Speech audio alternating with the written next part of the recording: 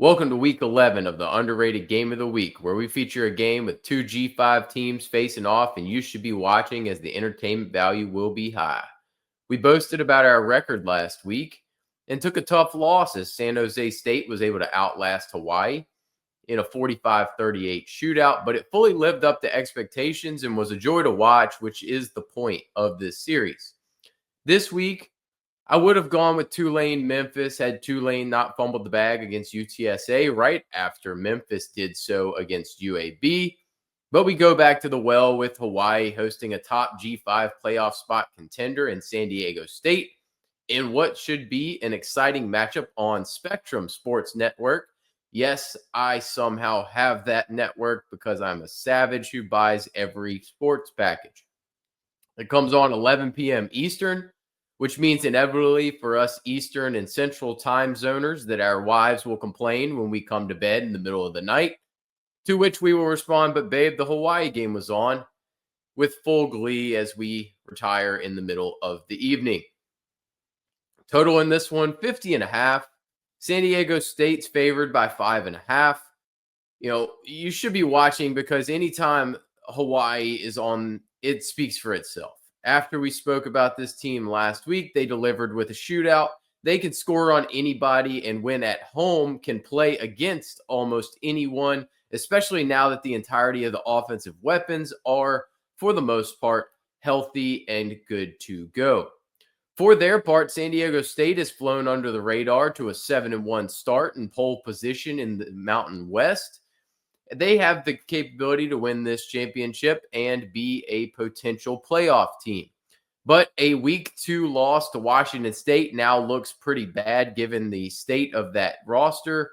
And even though they've destroyed the competition since then, they're going to need to clear a bunch of hurdles here to close out, being Hawaii just the first of them, as they end up facing 4 of the better teams in the conference to round out their season, including a matchup with Boise State.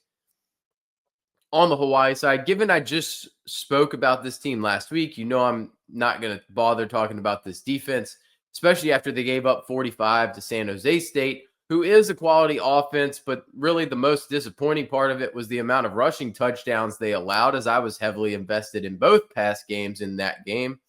I do, however, have no issue continuing to sing the praises of this offense. Micah Alejado continued his tear with another performance of over 300 yards and 3 touchdowns for the 4th straight game. He's playing at a high level and will need to continue to do so in this one to keep it close. He's not using his legs to pick up yardage much, but he is doing a very nice job of moving in the pocket to avoid taking sacks that he did take early in the season due to the ankle issue, which limited his mobility. If he can stay upright, it's going to go a long way to keeping them in this game. Landon Sims, still extremely solid complementary piece to the pass game, but in this spot, he's going to find the sledding tough. It's going to put more pressure on Alejado to keep the chains moving. If Sims can manage to get a yards per carry average north of 4, it's going to go a long way here to keeping them on schedule and in good downs and distances. At wide receiver, I really cannot say enough good things about this group. Nick Sinacle was underutilized against San Jose State, which was a surprise to me, but his role has been usurped from when he was the leading receiver a year ago. He's been banged up, but his talent is still there. More so, it just speaks to the quality of depth that they have at the position. Now with everyone, so to speak, healthy, it's very clear that Paveli Ashlock will lead the team in targets as he's routinely targeted in crucial situations and capable of making acrobatic catches to move the chains.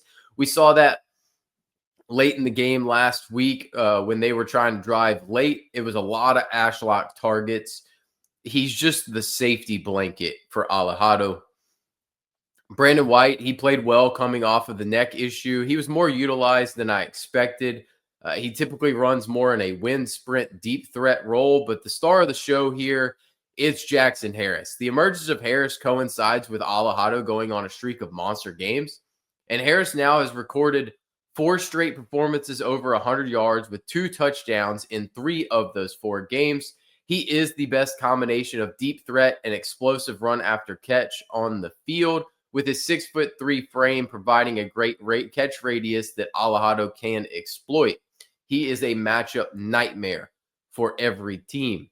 The biggest issue for the defense is you have to be able to defend the entire field with these guys at any time, that they have two deep threats and two quality intermediate threats on the field, and it presents a ton of problems if you cannot get home to the quarterback with just your front four.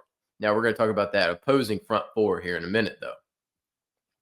On the San Diego State side, a little more in-depth since we haven't discussed them this season. Head coach Sean Lewis, he's done a great job with this team, turning around what was a poor 3-9 season a year ago. They did invest a ton of time and development into quarterback Danny O'Neal, only to have him bolt for Wisconsin as a backup. And in addition, Lewis's safety blanket from Kent State, where he was the head coach previously before a stop at Colorado as the offensive coordinator, running back Marquez Cooper, he ran out of eligibility, just leaving a ton of questions to answer on this offense heading into the season. In response, though, Lewis has this team rolling to a 7-1 start, and while the offense is not flashy, it's effective enough to get the job done, while the defense, whoa, buddy, they're one of the better units in the G5, having allowed 10 or less points in 6 of the 8 games they have played, including a shutout of a Cal team that is more game than I expected coming into the year. At quarterback, Jaden Denegal, he's a Michigan transfer. He's not been tasked with carrying the offense, but has been an effective game manager. He's attempted less than 20 passes in 5 games this year and only once hit the 30 attempt mark, and that's their only loss. He doesn't provide much with his legs, but what he has done is limit the negative plays and turnovers while keeping them in strong down and distance situations. The stats in no way are going to wow you here with Denegal. He is not a guy that I would look to in the DFS realm for this one. When he does drop back to pass, it is going the way of Jordan Napier. He showed flashes a year ago, but is now the clear top option in this offense, leading the team by more than double the amount of catches and yards of his next closest competitor. What he has failed to do consistently is find the end zone, as he only has 2 touchdowns on the season. Napier does have over 100 yards receiving in 3 games, which is pertinent given that Denegal has only gone over 200 yards in 1 game all year. He does account for over 40% of the yards gained via the pass. Now, the star of the show here and the engine of this offense is usually a running back under Sean Lewis. Lucky Sutton is that man this year. He's not quite the same workload of his predecessor, Marquez Cooper, but with over 20 carries in 3 of his last 4, 110 plus yards, and 5 touchdowns in that span, Hawaii's going to need to put an emphasis on stopping the run, especially after Steve Chavez Soto gave them so many problems. Sutton, for me, is the top play in this game from a DFS perspective.